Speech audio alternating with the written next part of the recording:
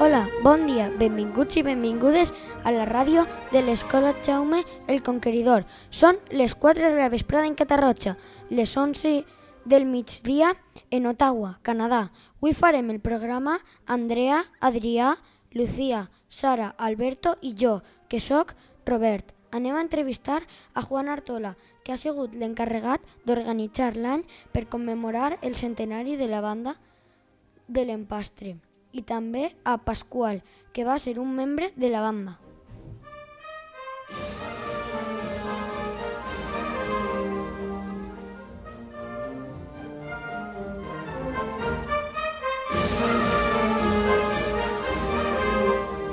Aquest passadoble, anomenat Callito, el tocava l'Empastre.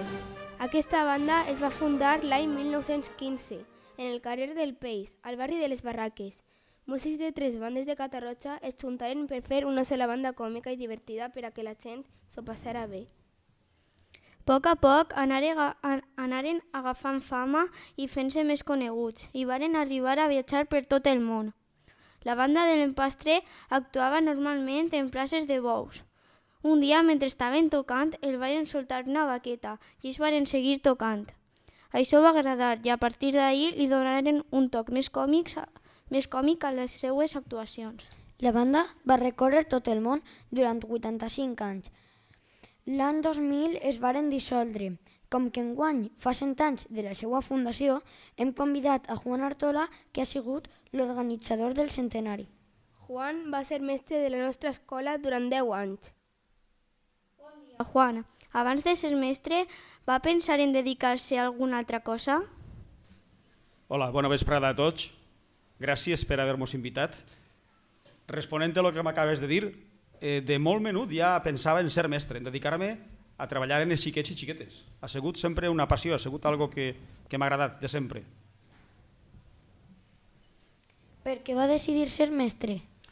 Doncs mira, per aquest motiu, per passar-me-ho bé en els xiquets i xiquetes, per jugar en ells, per mostrar-los coses, per ser com un d'ells. No sé, el mestre té que ser xiquet i xiqueta i té que posar-se a l'altura de vosaltres per poder ser uno més i entrar en el vostre terreny i jugar i divertir-se i aprendre, claro. Què va significar per a vostè ser mestre d'aquesta escola? Bueno, va significar molta cosa. Primera perquè era el mestre en el meu poble. Jo venia d'un poble de muntanya, d'un poble de la comarca de la Vall d'Albaida, de la Serra, i així era el Pla, era l'Albufera, i era el meu poble. Era reencontrar-me en les meves arrels, era reencontrar-me en la meva societat, en el meu barri, en alguns amics. Per tant, vindre així a treballar va significar molt. Quines matèries va donar? Bueno, així en el Jaume vaig començar treballant en els xiquets i xiquetes del tercer nivell. Després he pogut anar canviant fins a arribar a xiquets i xiquetes de 5è i 6è. Ara anem a preguntar-li sobre el centenari de la banda de l'Empastre. Com se li va ocórrer organitzar-lo? Bueno, no va ser una ocurrència, va ser, si voleu que diga l'expressió, una casualitat. Estudiant i investigant coses del poble vaig topar en una data, la data del 1915. En els meus estudis me va aparèixer reflexada i clar, vaig valorar, dic, ui, així la banda de l'Empastre té molt que veure en el 2015. I a partir d'ahir em vaig posar a treballar, a organitzar, a pensar, a contactar. Sabem que vostè també és músic. Quins sentiments li genera la música? Li agradaria haver tocat en la banda? Per supost que sí. Jo els veig i m'emociona. M'emociona perquè, a part de ser uns grans músics, són també unes grans persones, formen molt bona colla i quan estan fent l'espectacle, ells estan jugant com vosaltres. Si no, pregunteu-li a Pasqual. Se passen d'allò més divertit. Què li ha semblat l'experiència d'organitzar aquest event? Una gran responsabilitat. Digues. I quins sentiments li ha generat trobar-se amb xiquets? De trobar-me amb xiquets? En xiquets en l'esdeveniment este? Sí. Mira, la veritat és que he apostat en esta gran organització, en este gran projecte, he apostat per vosaltres.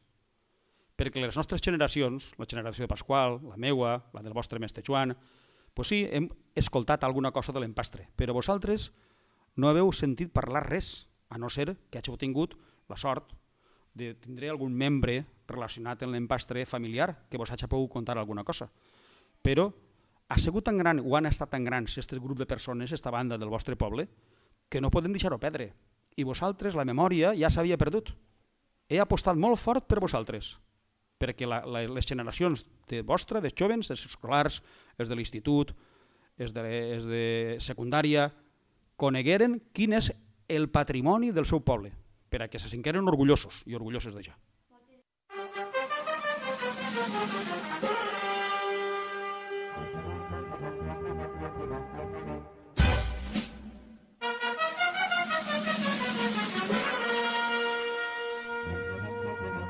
Hola, som Sara, Alberto i Lucía i anem a continuar el programa entrevistant a Pasqual, músic de la banda. En quin any va entrar a la banda i quants anys tenia? Hola, bona vespre a tots. Molt agraït que hagi contactat amb vosaltres i anem a aclarir algunes cosetes de la banda de l'Empastre. Jo vaig entrar a la banda en l'any 56. Tenia 14 anys i en si ja me ficaron en un barco i me dugueren a Amèrica ja. En quin any va eixir? Vaig eixir de la banda ja en l'any, espera que passa memòria, en el 81. O sigui que me tiré 25 anys a la banda. Després ja m'ho deixé, me dediqué a altres coses i avant. Per què es va interessar per la música? ¿Per qué mentirse per la música? Bueno, pues mi abuelo era músic, mon tío era músic, mon pare era músic, lo més normal que jo fos músic també. Per tant, eren també components de la banda de l'Empastre. Quin instrument tocava? Toca, el meu instrument és el clarinet. Estudié la carrera de clarinet al Conservatori Superior de Música de València. A part d'això, com en l'Empastre n'hi ha que fer més coses, t'aprengui també l'acordeon i la guitarra baixa. Dins de la banda el reconeixien per algun mal nom? Mal nom? No, el que passa és que a mi me diuen Pasqual. Com m'entric tan jovenet me diuen Pasqualín. Pasqualín, però no mal nom, però... Inclús la setmana passada, quan vingueren al concert alguns companyeros, en canvi diuen Pasqualín. Tinc 70 anys ja. Quants viatges va fer aproximadament la banda? Jo en la banda? La banda. Viatges a Amèrica o a tot el món? En tot el món. Jo en la banda vaig fer 4 viatges a Amèrica. Vostè va viatjar, no? Hombre, mucho. 25 anys dona per molt. 4 viatges a Amèrica, corregut a Europa, França, Bèlgica, Portugal i tota Espanya. Inclús en l'Àfrica hem estat també. Quin viatge li va agradar més? Viatge? Ui, n'hem fet molts. Però jo recordo molt el viatge que vam fer al Perú, que tinguem que passar el canal de Panamà. Això és una cosa de meravella. O sigui que n'hi ha un mar que està més baixet i un altre més alt. Entonces el barco el tenen que pujar en comportes fins que estigui a l'altura de l'altre. Un viatge memorable, el que més m'agrada per mi. Quina música de les que tocava la banda li agrada més? M'agradaven totes. El que passa que a lo primer se tocava molta sarsuela, molta música clàssica, després ja anàvem ja fent-se més modernets, música de pel·lícules i tot això, i inclús rock and roll i tot el que prestara, tot. Quin dels trucs que feia la banda li agradava més? Dels trucs, en els trucs n'hi ha molts en la banda. Jo recordo molt els més antics eren els que més m'agraden a mi. Per exemple, la Giralda, que era un monument, la Giralda de Sevilla, tenia una que eren uns florons, que tocaven uns timbals, la casita en Canadà o la casita de paper, molts. Us ha agradat aquesta entrevista? La entrevista per mi està de categoria, són futurs locutors ja. A veure el que diu Juan, estem en sèrio. Jo estic impressionat. Estic impressionat perquè és un gran treball el que esteu fent. Enhorabona a vosaltres, en primer lloc, al vostre tutor, a Joan, perquè és un treball... Este és un treball que realment aneu a notar-ho. Aneu a notar-ho, perquè s'heu esforçat, s'heu preparat, i això no és perquè sí, això té que haver una preparació antes. Moltes gràcies per haver vingut i haver compartit aquesta estona amb nosaltres. Això està molt bé. Gràcies a vosaltres. Molt bé. Gràcies.